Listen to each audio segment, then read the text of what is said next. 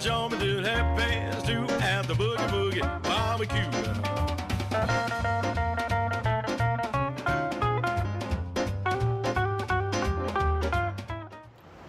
Hello, this is Dennis from Smoke Daddy Inc. and Pellet Pro Grill.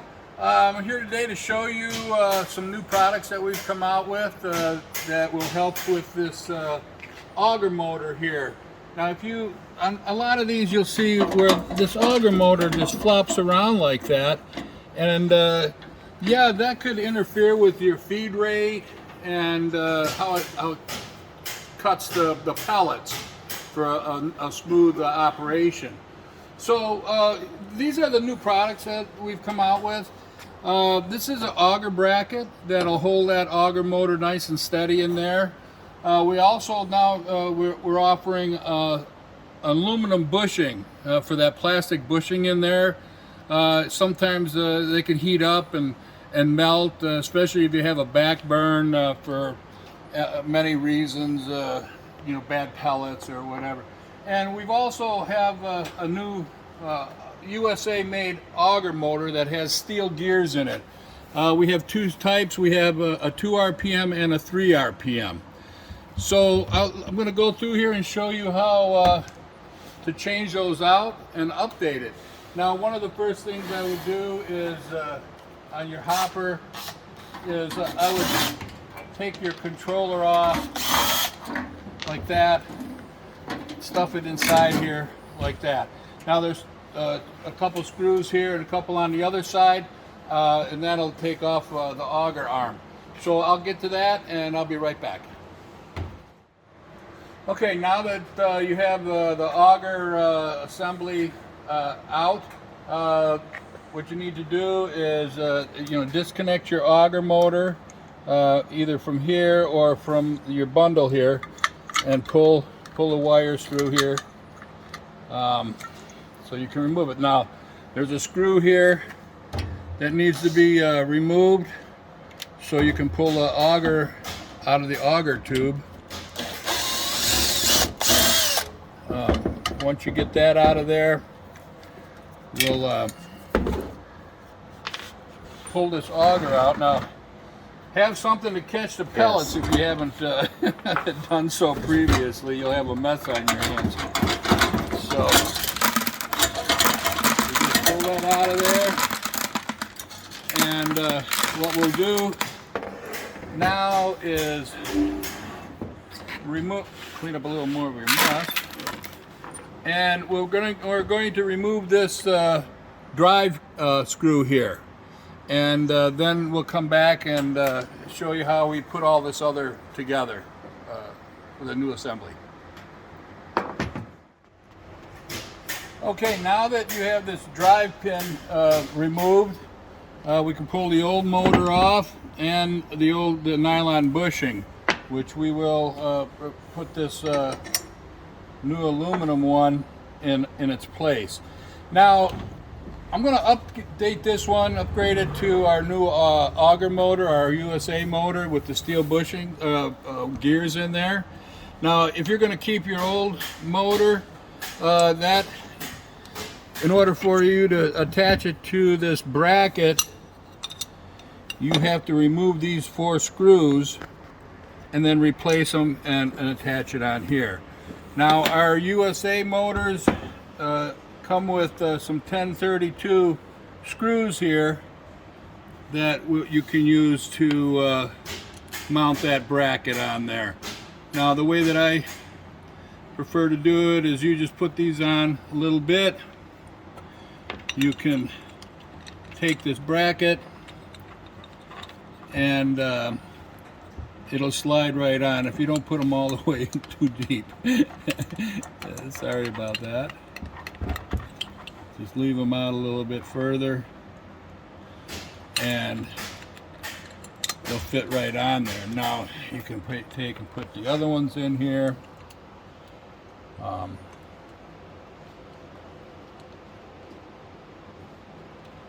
so.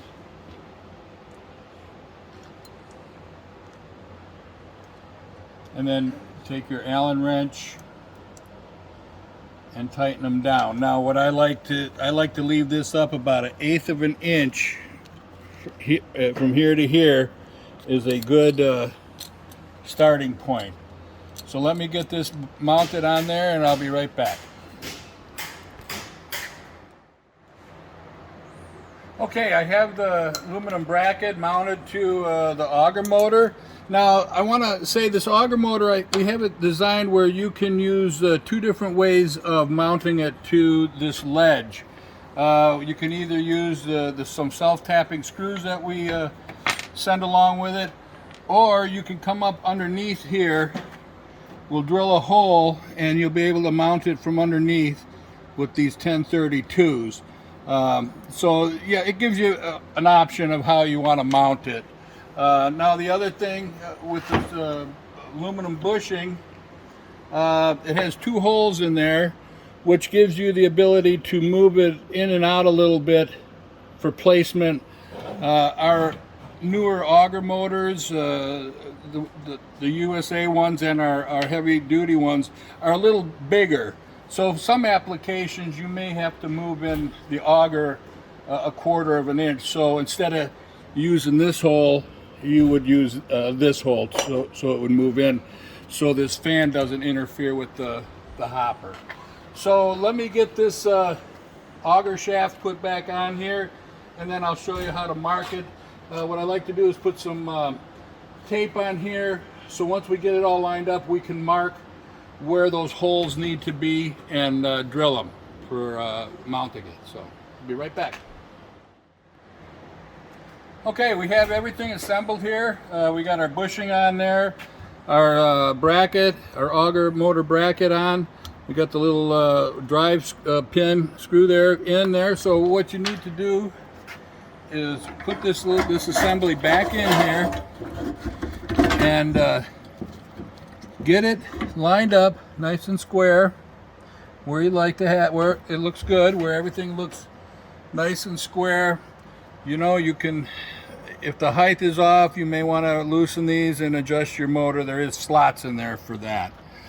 So what we're going to do from here is, now that that auger mounting motor is sitting there on top of this tape, you'll be able to mark those holes where you're going to want to drill it. So we'll go in there, we'll mark them.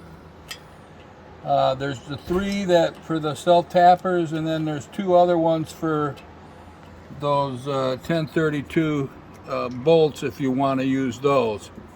So once you have those marked, I would use a pen like this that's a little bit tapered, so when you put it in the hole, it'll self-center itself. So you can do that. Now I can see where the holes are here. Just a little spots. You can center punch them for more accuracy. But what I'm going to do now is drill them all out. What size did I say, Dan?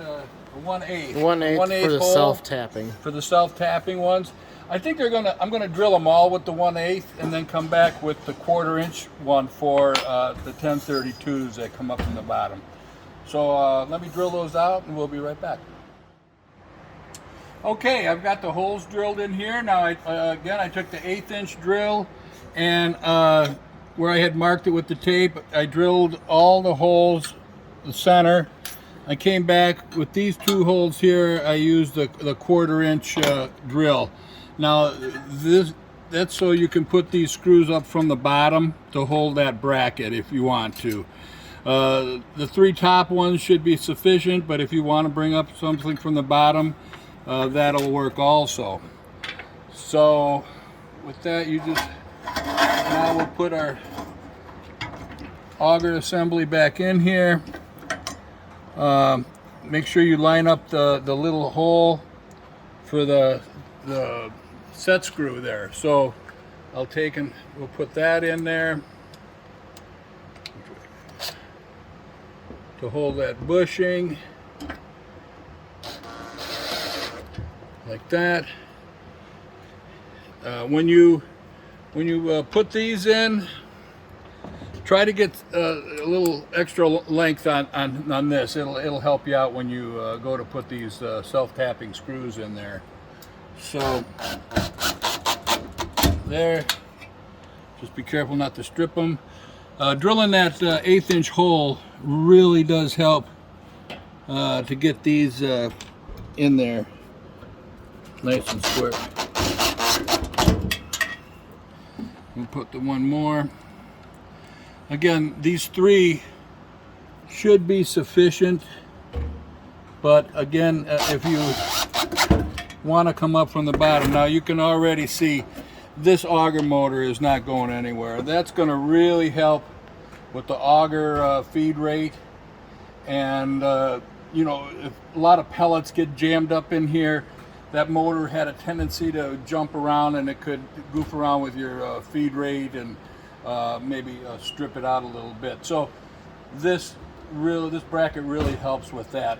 Now for the bottom ones, you'll just have to come up from underneath here and put those on. They're the Allen heads. So let me get my Allen wrench here. Where'd it go? Oh, there it is. So yeah, again, you can just tighten those down, and that you can tighten it down from underneath there, which may be a little easier to remove. Say you have some kind of auger problem or a jam or whatever, you can just take out the bottom ones and pull it out a little easier. So yeah, that's it. That's our new auger motor, bracket, auger, and our aluminum auger bushing. That'll really help save your auger. That auger bracket holds that motor nice and stable, so it's not bouncing around, and that can wear out the bushing in your auger motor and mess up the gears in there. So yeah, this is our USA motor. They all comes with all steel gears. So thanks for looking. Go start cooking, and check us out at SmokeDaddyInc.com. Give us a call at 336-1329, and we'll be happy to help you with any questions you have. Thanks.